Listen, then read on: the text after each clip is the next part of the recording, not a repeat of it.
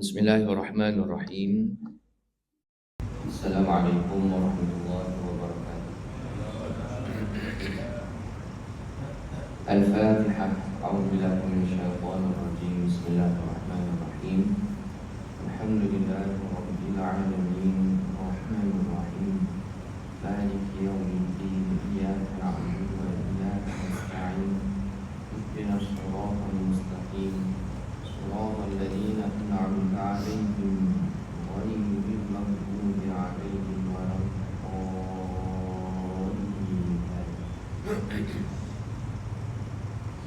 Alhamdulillah.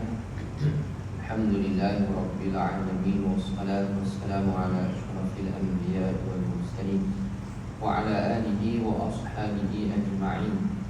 Rabbana iftah bainana wa baina qaumina bil haqq wa anta khairul fatihin. Subhanaka la 'ilma lana illa ma 'allamtana innaka antal alimul hakim. Wa la haula wa la quwwata illa billahil 'aliyyil 'azim. Allahumma 'allimna bima yanfa'una wanfa'na bima 'allamtana wa zidna bi karamika 'ilma ya akramal akramin wa ya arhamar rahimin. Amma ba'du. Al-Fadil Tuan Imam Tuan Bilal, datang fase masjid, tuan-tuan guru, para asatizah, tuan-tuan, puan-puan, muslimin, muslimat yang dirahmati dan dikasihi oleh Allah Subhanahu wa taala sekalian. Alhamdulillah, mari sama-sama kita panjatkan kesyukuran kepada Allah Subhanahu wa taala kerana sehingga ke saat ini alhamdulillah Allah taala masih lagi memberikan nikmat iman dan Islam kepada kita, dua nikmat yang terbesar kepada hamba-Nya yang menjamin kebahagiaan, yang menjamin kerahmatan, kehidupan seseorang itu di dunia dan di akhirat. Alhamdulillah, dengan nikmat iman dan Islam tersebutlah Allah Ta'ala masih lagi kekalkan kita di atas landasan jalan ketaatan kepada Dia. Buktinya alhamdulillah kita dapat selesai tunaikan solat waktu maghrib berjemaah sebentar tadi. Mudah-mudahan solat kita itu diterima oleh Allah Ta'ala dan diganjari dengan sebaik-baik ganjaran. Dan kita mohon doa juga kepada Allah Ta'ala agar setiap amal ibadah yang kita lakukan, sama ada solat kita, puasa kita, zakat kita, sedekah kita, zikir kita, bacaan Al-Quran kita, bangun malam kita dan segala amal baik yang kita buat, mudah-mudahan amalan tersebut diterima oleh Allah dan dapat memberatkan neraca timbangan kita di akhirat kelak nanti, insya-Allah. Baik tuan-tuan rahmati Allah, sudah lama rasanya tak bersiaran di sini dan jadi rasanya beberapa bulan juga lah. Asyik ada tembungan sahaja. Haji Khamisi ya, biasa boleh berkata hampir setiap bulan ada je haji WhatsApp pada saya untuk datang untuk mengisi kekosongan. Tetapi kebetulan bertembung dengan tugasan dan jadual lain, bukan tak sudi tapi bertembung. Jadi alhamdulillah malam ni ada kesempatan dan ruang untuk saya mengisi kekosongan yang ada. Terima kasih kepada masjid atas jemputannya. InsyaAllah saya cubalah semampu mungkin untuk kita manfaatkan masa antara maghrib dan isyak ini sebagai satu ruang ataupun sesi kita muhasabah diri, sesi kita menambahkan ilmu pengetahuan, dan sesi kita untuk menambahkan lagi kefahaman kita kepada agama agar dapat mendekatkan diri kita kepada Allah Subhanahu wa taala. Jadi bagi tujuan itu tuan-tuan, puan-puan, sidang Jumaat yang dirahmati Allah, seperti mana biasa kalau sebelum ini pun saya datang, kita akan sama-sama tadabbur surah-surah ataupun ayat-ayat Al-Quran yang mana di dalam Al-Quran ini syarat dengan 1001 ilmu, pesanan, peringatan, pengiktibaran yang boleh kita ambil, sebab ia adalah panduan ataupun kita kata panduan hidup kita lah, dalam kita melalui kehidupan di dunia ini, dan yang mana akhirnya kita akan bertemu dengan Allah Subhanahu Wa Taala dalam keadaan jiwa yang selamat ataupun hati yang yang bersih, yang disaluti ataupun dibasahi dengan keimanan kepada Allah Subhanahu Wa Taala. Baik tuan-tuan dan rahmati Allah, malam ni saya pilih satu surah yang akan kita tadabbur sama-sama, iaitu surah Al-Ahzab. Surah Al-Ahzab. Yang banyak surah 114 ni. Seingat saya sudah ada beberapa surah yang kita dah lihat. Antaranya surah Al-Kahfi, surah Maryam, surah Yusuf, kita dah lihat. Mungkin dah lama, mungkin tahun lepas ke, saya tak ingat lah. Dan surah Al-A'raf, dan ada beberapa surah lagi yang kita dah lihat dan kita cuba gali apakah mesej ataupun pesanan yang tersurat dan tersirat. Kalau yang tersurat, kita mungkin boleh lihat dengan kita baca terjemahan dia, terjemahan Al-Quran dan sedikit tafsiran dan sebagainya. Namun yang tersirat yang kita nak adalah bagaimana boleh kita dapat maksud tersirat daripada ayat Quran ini adalah dengan kita, salah satunya kita tadabbur surah-surah ataupun ayat tersebut. Allah Ta'ala turunkan ayat cerita tentang Bani Israel, cerita tentang Nabi-Nabi dengan umat-umat yang terdahulu, cerita tentang kisah-kisah yang dahulu, kisah tentang jin, tentang iblis, keingkaran iblis dan sebagainya. Jadi apa sebenarnya signifikan ataupun kita kata perkaitan ataupun kita kata pengajaran yang boleh kita ambil untuk kita sesuaikan ayat ataupun cerita yang Allah rakamkan dalam Al-Quran yang dah berlaku mungkin beribu tahun dulu dah, sejak zaman Nabi lagi. Apa yang boleh kita ambil dan kita apply dalam kehidupan kita, itulah tadabbur. Itulah tadabbur. Baik tuan-tuan dan rahmati Allah, surah Al-Ahzab, kalau tuan-tuan nak buka Quran terjemahan, dia berada pada muka surat 418. Surah yang berada pada muka surat 418 pada juzuk 21. Dia pada juzuk yang ke-21, dan surah ini adalah surah yang ke-33 daripada 114 surah, mengandungi 73 ayat. Dan surah ini dalam kategori surah Madaniyah. Surah Madaniyah kita dah biasa sebut, kita tuan-tuan sendiri maklum, surah yang turun selepas daripada hijrah Nabi SAW ke Madinah. Baik, apa yang special surah ni? Kita nak tahu apa yang special pada surah ni, yang kita nak tadabbur ni. Satunya adalah Allah Subhanahu Wa Taala nak tekankan tentang pergantungan dan penyerahan diri 100% kita kepada Dia. Di saat kita diuji ataupun di saat kita senang ataupun susah, manusia, hamba Allah Subhanahu Wa Taala ini wajib meletakkan penyerahan, pergantungan 100% diri dia kepada Allah Subhanahu Wa Taala. Melalui apa yang Allah Ta'ala sebut dalam surah Al-Ahzab ini, iaitu peristiwa perang Al-Ahzab, perang Khandaq. Di mana kalau kita nak lihat cerita perang Ahzab ni tak cukup satu malam ni tuan-tuan. Tapi cerita perang Ahzab ni suasana yang sangat dahsyat, yang sangat genting, yang sangat kita kata huru-hara, yang mana Nabi dan umat Islam ketika mana di Madinah itu berasa sangat takut. Siang dan malam, 24 hours, selama beberapa hari Nabi dikepung di Madinah. Dan mereka tak boleh nak tidur. Kalau tidur kan takut adanya musuh daripada luar yang masuk. Walaupun parit dah digali, khandak dah digali sekeliling Madinah, tapi ada keberangkalian mereka boleh lompat masuk. Juga umat Islam di Madinah ni, Nabi juga bimbang, risau dengan pemberontakan daripada dalam, daripada orang Yahudi, Bani Ghatfan, Bani Quraizah yang berada di dalam Madinah, yang tunggu masanya untuk mereka belot dan menentang ataupun menjatuhkan kerajaan Islam Madinah ketika itu. Jadi daripada depan, belakang dan daripada kalangan mereka sendiri, dari kalangan umat Islam sendiri, ada di kalangan mereka ini golongan-golongan yang kita kata talam dua muka, iaitu golongan orang munafik. Munafik ni bahaya, musuh dalam selimut, duri dalam daging, istilah orang Melayu kan. Jadi musuh yang kita tak nampak, tetapi mereka inilah yang meracuni pemikiran tentera-tentera, pejuang-pejuang mujahidin Islam ketika itu, agar pulang ke rumah jangan Jangan angkat senjata, jangan keluar pergi ke depan, jangan berada di benteng pertahanan Madinah ketika itu. Baliklah ke rumah, jaga anak bini masing-masing. Soalan itu. Itu racun yang disuntik oleh orang munafik, sehingga ada sebagian sahabat yang termakan dengan racun ataupun doktrin tersebut. Jadi daripada segenap penjuru, tuan-tuan, sehingga kan diceritakan oleh salah seorang daripada isteri Nabi SAW, mereka ni hidup dalam keadaan ketakutan selama berbelas hari dikepung, sehingga kan malam pun bunyi takbir, takbir depan bersahutan tengah malam, Allahu Akbar, sahut Allahu Akbar. Sahut ni sebab apa?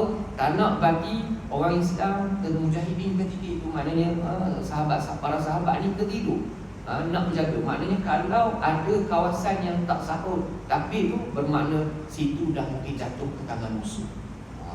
Dulu mana ada walkie-talkie, mana ada telefon kan, mana ada satelit dan sebagainya. Jadi antara cara mereka nak berhubung adalah dengan cara itu, untuk memberitahu bahawa okey, kawasan ni masih selamat, kawasan sini masih selamat dan sebagainya.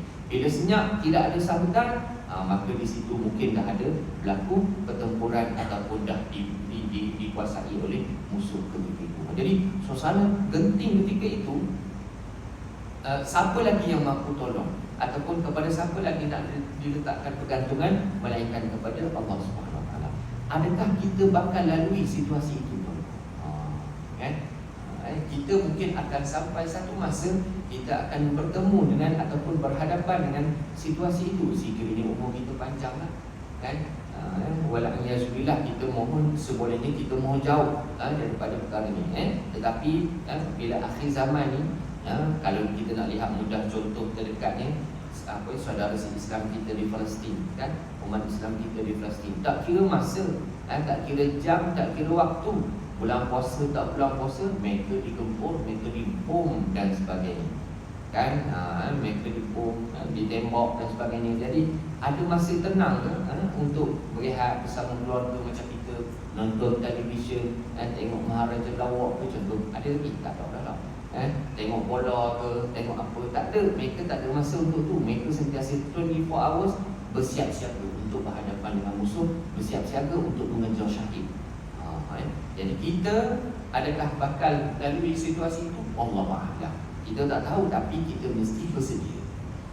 Sekiranya itulah yang bakal kita lalui, maka kita perlu letakkan pergantungan kita 100% kepada Allah Subhanahu Wa Taala. Baik, itu yang pertama lah. Mana saya buat secara ringkas saja situasi perang Ahzab ni. Kalau pergi detail, memang kita boleh pergi detail, cuma tak sempat untuk kita lihat pada malam ni, insyaAllah akan datang. Okay? Baik, itu yang pertama. Kemudian dalam surah Al-Ahzab ini juga Allah Ta'ala nak sentuh berkenaan dengan akhlak.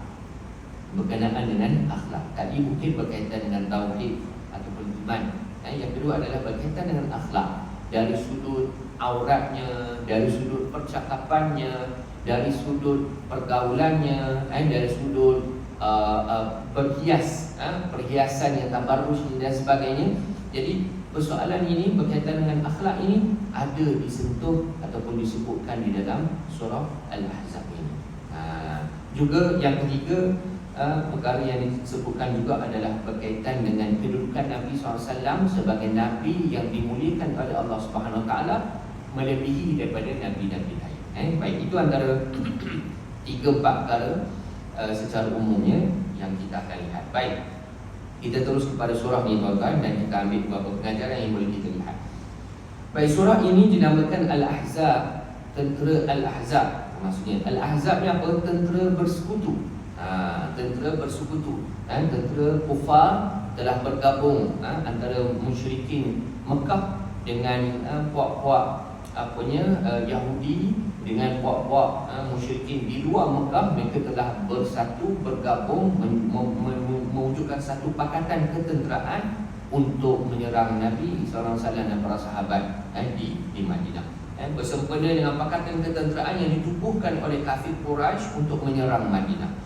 Akhirnya mereka telah dikalahkan dengan penuh kehinaan oleh Allah Subhanahu Wa Taala. Tuan-tuan tahu, cerita perang Khandaq ni Allah hantar angin je, kan? Allah hantar angin je dan tentera yang tidak wajunu dalam tarauha, maknanya tentera yang tidak dapat dilihat oleh mata. Allah hantar angin ribut taufan. Kena pula baru lah kita lagi kena ribut. Sini kawasan ni kena lah? Tak kena ya. Saya dengar di pancing mana? Pancing Utara kata ada hampir 30 buah rumah yang mengalami kerosakan lah. Seteruk mana Allah Alam, mungkin ada yang tu dan sebagainya. Kalau 2-3 minggu lepas di Kemaman, orang kata banyak juga rumah yang dilanda ribut ditimpa musibah ni. Jadi Allah hantar angin, salah satu daripada tentera dia, untuk Allah puji, untuk Allah bagi teguran kepada kita.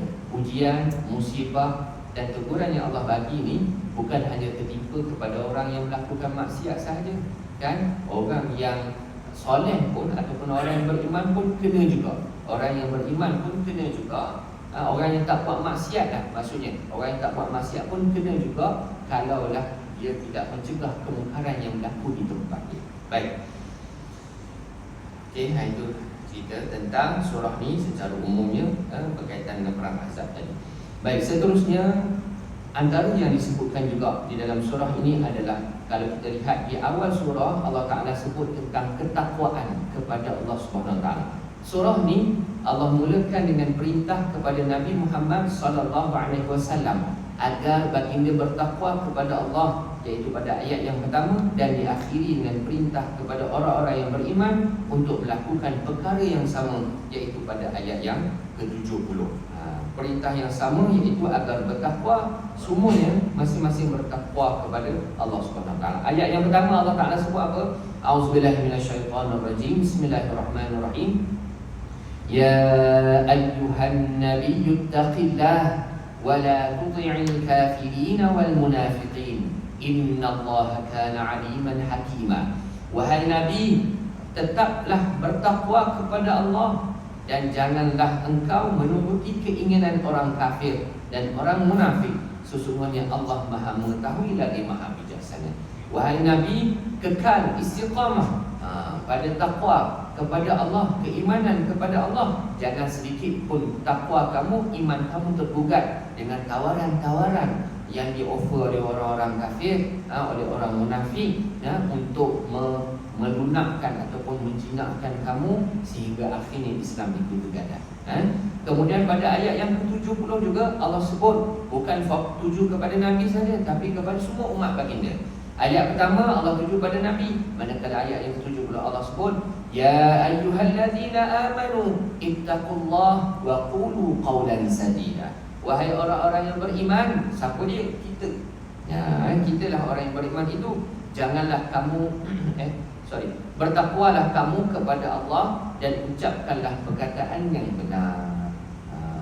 Allah Ta'ala sebut, wahai orang yang beriman, bertakwalah, ittaqillah, bertakwalah kepada Allah, dan susuli takwa kamu itu dengan berkata, dengan perkataan yang benar, dengan percakapan yang lunak, percakapan yang baik, yang tidak menyakiti hati orang, yang tidak menipu, yang tidak menabur fitnah, adu domba dan sebagainya. Jadi ayat itu sebenarnya secara umum ni kita boleh nampak Allah kaitkan orang yang bertakwa mesti dia mempunyai lisan yang baik, mulut yang baik maksudnya. Kalau orang tu dia terjaga lisan dia, dia terjaga percakapan dia daripada menyakiti hati orang. Kita ni rasa seronok berkawan dengan seorang ni, dengan kawan kita ni. Sebab apa? Dia ni cakap berlalu, cakap dia tak pernah menyinggung perasaan kita, tak pernah sakiti hati kita. Dia bukan ustaz, dia bukan ulama, tapi dia sangat jaga tutur kata dia. Ini antara kita kata tanda-tanda orang ini adalah orang yang tinggi takwanya kepada Allah Subhanahu Wa Taala. Sebab Allah kaitkan orang bertakwa mesti mempunyai lisan yang baik. Baik. Ketakwaan kepada Allah merupakan tujuan yang tertinggi bagi seorang Muslim. Dengan berbekalkan takwa, dia akan beroleh kebahagiaan dan ketenteraman hidup di dunia dan di akhirat. Kita nak bahagia hidup di dunia, di akhirat, bukan dengan ada harta yang banyak, bukan dengan ada anak yang ramai, bukan dengan ada pangkat yang tinggi, bukan dengan ada apa lagi, isteri yang cantik, yang ramai, contoh, bukan itu. Tapi untuk dapat kebahagiaan di dunia dan di akhirat, ketenteraman di dunia dan di akhirat adalah dengan takwa. Ada je orang banyak duit tapi dia tak tenteram hidup dia. Ada orang yang biasa-biasa je, cukup-cukup makan sekadarnya, sekadarnya makan, tapi hati dia senang. Dia tak menyusahkan orang, dia tak disusahkan oleh orang, kan? Apa yang dia buat, dia rasa happy. Maknanya happy dengan hidup dia. Dia dapat beribadat, dia dapat pergi ke masjid, kan?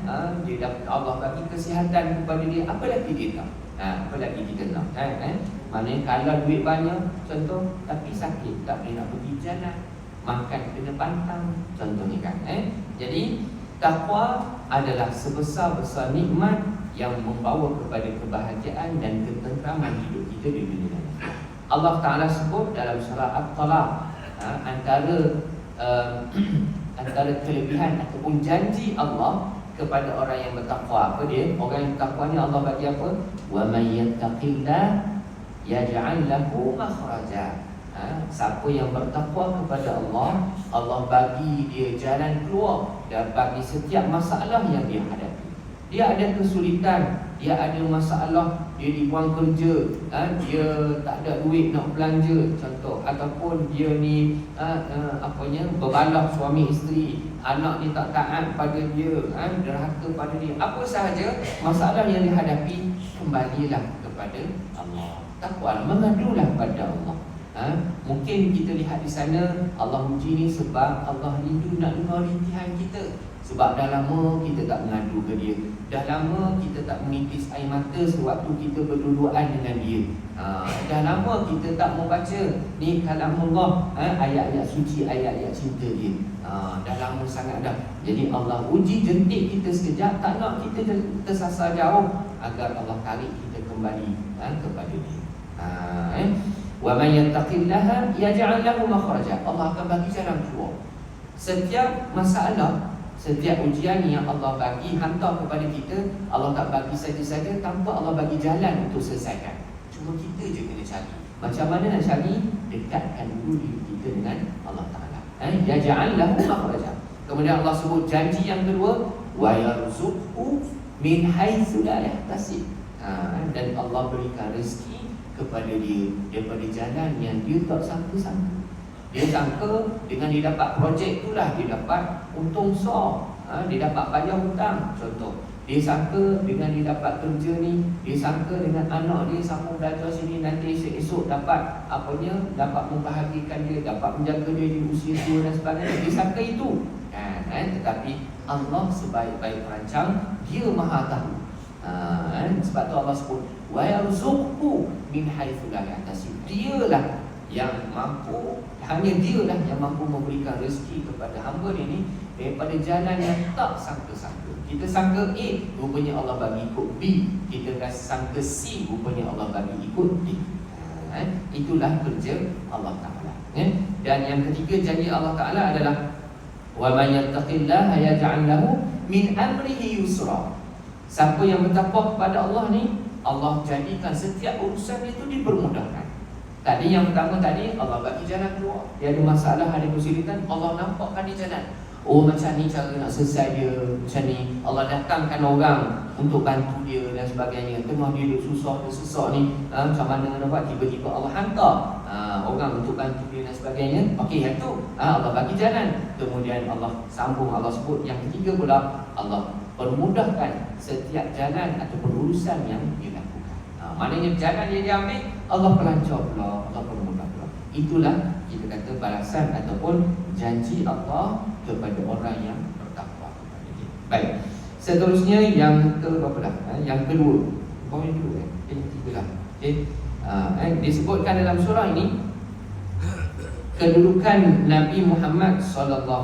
Baik, sebelum kita sebut pasal tu, dalam surah Al-Ahzab ni satu-satunya surah yang menyebut nama sahabat Nabi SAW, iaitu siapa? apa ni? Nama sahabat Nabi yang Allah Ta'ala mention secara direct nama dia. Bukan kata ganti nama, bukan dhamir, tapi sebut sedikit nama dia. Seperti Allah sebut nama Muhammad, Allah sebut nama Daud, nama Yunus, nama Musa. Siapa dia? Sayyidina Zaid bin Harithah. Jangan Zaid bin Sabit. Zaid bin Sabit itu penulis wahyu. Zaid bin Harithah yang asalnya adalah seorang hamba, akhirnya Nabi SAW ambil dia jadi anak angkat. Dia seorang hamba, Nabi ambil dia jadi anak angkat dia, anak angkat Nabi SAW. Dan akhir sekali bila hujung ceritanya, Zaid berkahwin dengan Zainab binti Jahash, dan ringkas cerita Zaid ceraikan Zainab, dan Allah Ta'ala perintahkan kepada Nabi untuk kahwini Zainab, bekas isteri anak angkat Nabi sendiri. Bermaksud seseorang tu dia boleh berkahwin dengan bekas isteri ataupun bekas suami kepada anak angkat dia. Sebab anak angkat ni dia tidak ada pertalian darah. Dia bukan seperti anak susuan, bahkan dia bukan seperti anak kandung. Anak angkat ni dikira macam mahram. Maknanya tak ada apa-apa dari sudut pewarisan harta, dari sudut aurat, dari sudut apa lagi. Jadi dia tidak ada berkaitan seperti mana anak kandung. Jadi sebab itu dalam surah ni, kalau tuan-tuan baca ayat 4, ayat 4 ni Allah larang daripada kita menasabkan ayat 4. Okey, Allah larang menasabkan anak angkat kepada bapa angkat. Kita nama apa? Mamat. Okey, kita ambil anak angkat daripada kecil, umur 10 hari contoh. Kita besarkan dia, kita daftarkan dia. Kan kita daftarkan dia pula nama Yusuf bin Mamat bin kita. Kali ikut tak boleh. Islam larang perkara tersebut, menasabkan anak angkat kepada ayah angkat. Sebab apa? Dia akan kacau daripada sudut susun galur, pertalian darah dan sebagainya lah. Dia banyak sebab dia tetap jadi mahram kita. Dia tetap jadi, kita kena jaga aurat dan sebagainya. Dan dia tak layak untuk terima harta pusaka. Jadi kalau berbinkan dan kita, dia jadi kacau. Jadi kacau tersebut. Jadi Islam tidak benarkan. Jadi peristiwa Zaid bin Thabit ni, Zaid bin Harithah ni, ringkasnya, saya ringkas je tuan-tuan. Tuan-tuan mungkin boleh baca terjemahan itu pun, kisah dia boleh cari.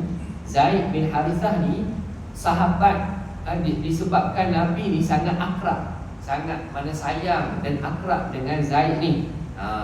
Zaid ni banyak tolong Nabi, banyak ikut Nabi, sehingga para sahabat lain menggelarkan Zaid bin Muhammad. Zaid bin Muhammad.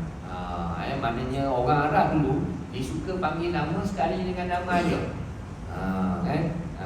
Nama ayah Mamat bin Yusuf. Contohnya kan, contohlah, tak ada sini dah. Maknanya dia panggil, kalau kita Mak, oh Mak, kadang Pok Mak, kadang adik Mak, kan kita ringkas tu. Orang Arab dulu sekali dengan nama ayah. Maknanya bila dipanggil itu merupakan satu kemuliaan. Satu kemuliaan. Muhammad Farid Faizul bin Osman, panggil nama, tak ada orang dipanggil gitu kan. Biasa panggil gitu nak bagi bantuan kan. Bagi nama penuh kan. Jadi bagi pering kan. Jadi panggillah nama penuh. Jadi orang Arab biasanya begitulah bila dia nak memuliakan seseorang. Jadi sahabat dipanggil Zaid bin Muhammad. Zaid suka. Zaid suka. Dia suka dipanggil begitu sebab dia dinasabkan atau disandarkan kepada Nabi. Tapi Nabi tak kata apa. Nabi tak kata ya, tak kata tidak. Nabi tak larang perkara tersebut. Jadi bila Nabi tak larang, Allah Ta'ala turunkan ayat ni menegur Nabi, agar Nabi nasihat kepada sahabat-sahabat, jangan duk panggil gitu.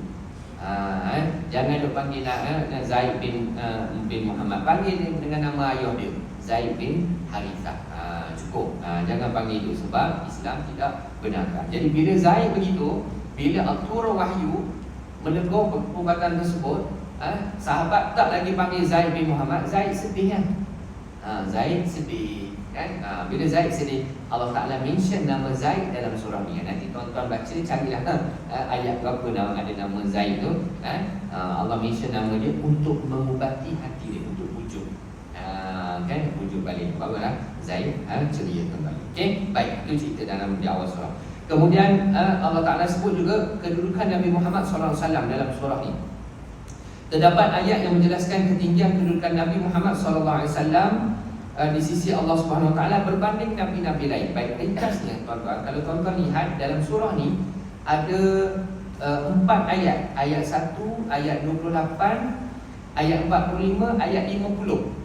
Allah Ta'ala bila panggil Nabi, Allah tak panggil Ya Muhammad, tapi Allah panggil Ya Ayyuhan Nabi. Kan, ayat pertama lagi Ya Ayyuhan Nabi, wahai Nabi. Nabi ni apa? Nabi Rasul ni apa? Gelaran, pangkat tak, kita kata satu kedudukan yang kita kata dimuliakan oleh Allah Ta'ala, pesuruh Allah nak berbanding dengan hamba-hambanya yang lain. Maka satu pangkat kedudukan lah kita panggil, kita kata Datuk lah. Nak senang ni Datuk Sri, Tan Sri, Tun dan sebagainya kan. Itu pangkat gelaran. Jadi Allah Ta'ala panggil Nabi Muhammad, mention Nabi Muhammad dalam ayat ni, seru Nabi dengan panggilan pangkat Ya Ayuhan Nabi. Berbanding dengan nabi-nabi lain, Allah Ta'ala seru dengan nama Ya Musa, Ya Lut, Ya Daud, Ya Isa. Semua Nabi Allah Ta'ala panggil dengan nama. Jadi apabila Muhammad SAW Allah panggil dengan pangkat, itu merupakan satu kemuliaan yang Allah bagi special berbanding dengan Nabi-Nabi lain. Bukan Nabi lain tak special, special juga di sisi Allah, tetapi Nabi Muhammad lebih lagi. Kalau kita jumpa orang, apa khabar Pak Haji, Abang Haji kan, orang ni kita jumpa apa khabar Pak Mak, contohnya kan, kan bila panggil Haji Mak, Ayah Mak, ataupun kita panggil dengan pangkat, kita memuliakan dia. Itu adalah satu kemuliaan ataupun satu kedudukan yang istimewa yang kita letakkan. Itulah kedudukan Nabi SAW yang Allah Ta'ala letakkan di dalam, ataupun Allah gambarkan dalam surah ini. Kemudian yang keempat, yang kelima, Allah sebut tentang amalan jahiliyah. Amalan jahiliyah yang diamalkan oleh masyarakat Arab terdahulu, yang ada masih berbaki saki-bakinya setelah mana Islam bertapak, dan Allah Ta'ala nak suruh kita hilangkan terus ataupun tinggalkan terus perbuatan ataupun amalan tersebut. Apa dia? Yang kita lihat surah ini juga menyentuh perihal pembatalan amalan-amalan dan adat-adat jahiliyah. Adat banyak dah, adat orang, ialah orang jahiliyah. Ini mungkin kita tak berapa nak tu sangat kita ni mungkin terikut dengan adat-adat ataupun cara hidup orang barat. Kadang adat-adat Melayu pun yang okeylah, tapi kalau yang berlanggar ataupun yang bertentangan dengan syariat, kita wajarlah, perlulah kita tinggalkan. Baik, antaranya ialah adat jahiliah. Antaranya adalah adat mereka yang menjadikan anak angkat sebagai anak kandung sendiri. Memang orang Arab ni dia suka buat anak angkat jadi anak kandung. Minta maaf cakap macam yang isu yang baru kecoh sebelum ni kan, yang telah diwartakan, yang telah dikeluarkan oleh Jabatan Mufti kita, mengharamkan satu pertubuhan, satu kita kata satu ajaran lah, yang mana dia telah mengamalkan ajaran ataupun amalan yang sebahagian besarnya bertentangan dengan apa yang Islam bawa kan. Jadi amalan-amalan tersebutlah antaranya nikah silang kan, nikah silang. Ni kahwin dengan ni kahwin dengan ni pula, lepas tu anak ni kahwin dengan ni, jadi ikutan. Dan kadang-kadang anak tak tahu mak ayah, sudah seusia setahun 2 tahun dah dihantar ke pengasuh kan, dan sehingga sampai ke membesar kan. Jadi kadang-kadang tak tahu siapa ayah, siapa mak, ni anak siapa kan. Register atas surat beranak pun ikut dan atas wallahu a'lam lah. Jadi itulah seperti mana maklumat ataupun hasil siasatan, sehingga membawa kepada pewartaan yang dikeluarkan oleh Jabatan Mufti. Jadi perkara ni dah berlaku zaman jahiliah. Zaman jahiliah nak anak angkat macam itulah. jadi guru hara. Anak angkat bukan anak sendiri, dipilihkan dengan nama sendiri, itu yang jadi masalah. Ayat ini membatalkan penasaban anak angkat kepada bapa angkat. Ayat 4 ini. Ini menunjukkan bahawa agama Islam sangat mementingkan kesucian susu galur seseorang agar tidak menimbulkan kekeliruan pada masa akan datang. Baik, itu satu adat jahiliah. Antara adat jahiliah lagi adalah Allah Ta'ala sebut pada ayat 33 tentang tabarruj jahiliah, berhias yang berlebih-lebihan. Kita boleh tak berhias? Boleh tak nak bercantik-cantik? Boleh. Dan boleh tak nak pakai perhiasan? Boleh. Orang lelaki ada perhiasan dia, orang perempuan ada perhiasan dia. Dia ada yang tak sama, ada yang sama, kan? Jadi nak kalau kita nak datang ke masjid, memang disunahkan kita pakai mana kemah-kemah cantik-cantik, berwangi-wangi, nak datang ke masjid, kan? Bukan nak pergi pasar raya je, bukan nak pergi berdating je, kena cantik. Datang ke masjid lebih-lebih lagi kenalah cantik dan kena wangi. Jadi Nabi sendiri pun memang suka berwangi. Nabi ni seorang yang sangat pembersih dan sangat pewangi. Kalau orang tegur Nabi ni ada bau tak menyenangkan, Nabi akan cepat-cepat, maknanya membersihkan diri baginda. Itu perangai Nabi SAW. Jadi tabarruj, kalau kita kata berhias ni tak ada masalah. Cuma orang Arab jahiliah ni, dia tabarruj, dia berhias dengan berhias yang berlebih-lebihan. Sebab tu Allah sebut di sini tabarruj jahiliyah. Allah tegur, pertama sekali Allah tegur kepada Nisa'un Nabi. Siapa dia? Isteri-isteri Nabi. Wahai isteri-isteri Nabi, kamu tidak seperti perempuan-perempuan yang lain jika kamu bertakwa. Jadi maka janganlah kamu tunduk melemah lembutkan suara dalam berbicara sehingga bangkit nafsu orang yang ada penyakit dalam hatinya, dan ucapkanlah perkataan yang baik. Dan hendaklah kamu tetap di rumahmu dan janganlah kamu berhias, yakni bertingkah laku seperti orang jahiliyah dahulu. Jadi Allah tegur kepada isteri Nabi, wahai isteri Nabi, Ummahatul Mukminin, walaupun suami kamu tu seorang Nabi, ia bukan lesen besar untuk kamu pakai cantik-cantik, melarang, kan, solek ataupun bermakeup tebal, mengalahkan orang lain. Bahkan kamu kena lebih jaga bab soal tu.